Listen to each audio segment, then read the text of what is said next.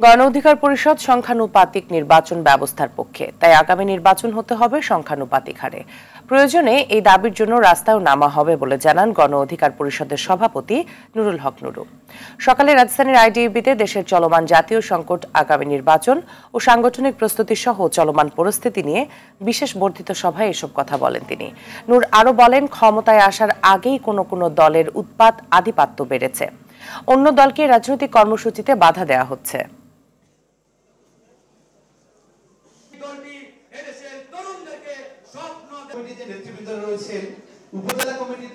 কতিপয় ছাত্রদেরকে দিয়ে, বিশেষ করে ওই ছাত্র না আবার আহত যারা হয়েছে, এই অনেকে বলছে এটা একটা আহত লীগের মতো কাজ করছে, অনেকে একটা সংগঠন করে সিন্ডিকেট করে প্রকৃত আহতদেরকে চিকিৎসা থেকে বঞ্চিত করা হচ্ছে। তাদের সংগঠনে বা তাদের কোরামে যুক্ত না হলে তাদেরকে স্পেস দেওয়া হচ্ছে না, এইটা তদারকি করা।